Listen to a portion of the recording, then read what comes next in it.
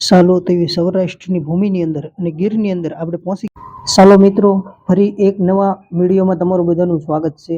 અને આજે આપણે જૂનાગઢથી તે એવા સાસણગીરની અંદર આપણે અંદર નીકળ્યા અને આપણે જવાનું હતું સોમનાથ મહાદેવના દર્શન કરવા.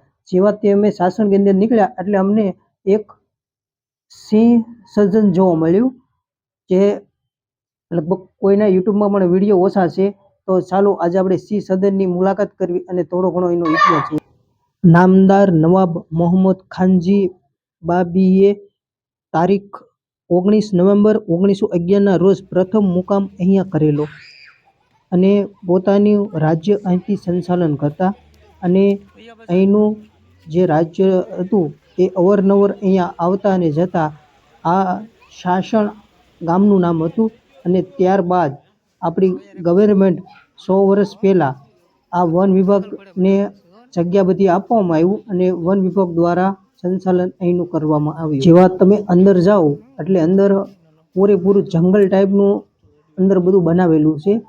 અહીંયા તમે આવો એટલે કોઈ પણ વસ્તુને તમારે અડવાની નહીં, એવું અહીંયા અનોખું તે સિંહ સદનની અંદર તમને બધું જોવા મળશે. અને બતક છે, કાચબા છે, એવું બધું કુદરતી જે આખું જંગલ ટાઈપ જે બનાવેલું છે એનો નજારો તો કંઈક અલગ જ હોય.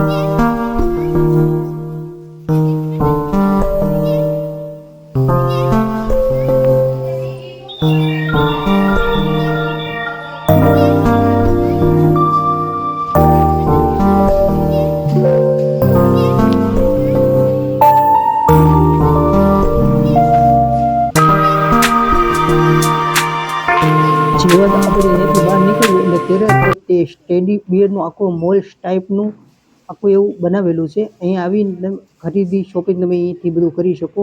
અને જેવા તે તમે ત્યાંથી આગળ આવો એટલે આખું સફારી પાર્કનું જે કુદરતી નજારો છે એ અલગ જ હોય. અને સિંહ દર્શન એટલે ટી શર્ટની બધું તમને અહીંયા મળી રહે સિંહના.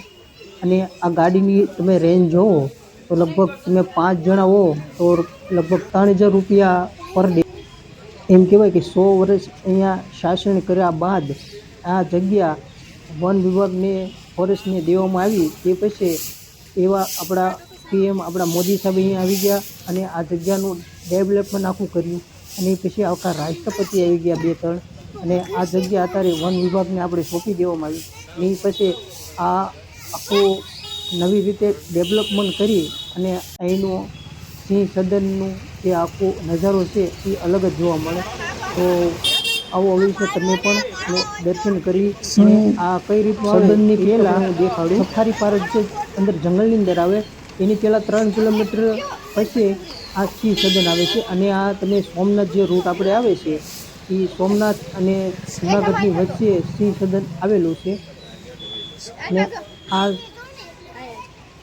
અને આ ગામનું નામ પહેલાં સંચાલન હતું અને ત્યારબાદ 100 વર્ષ બાદ આપણો દેશ આઝાદ થયો અંગ્રેજો પાસેથી, પછી આ ગામનું નામ સિંહ સદન પડ્યું અને સાસણ નામ આને આપવામાં આવ્યું. તો વિડીયો ગમે તો લાઈક કરી દેજો, શેર કરી દેજો અને જે કોઈ આ ન જોયું હોય તેને વિડીયો સેન્ડ કરી દેજો. અને એવા સિંહ સદનના દર્શન અમે કરી લીધા. હવે તમે પધારો ગીરમાં.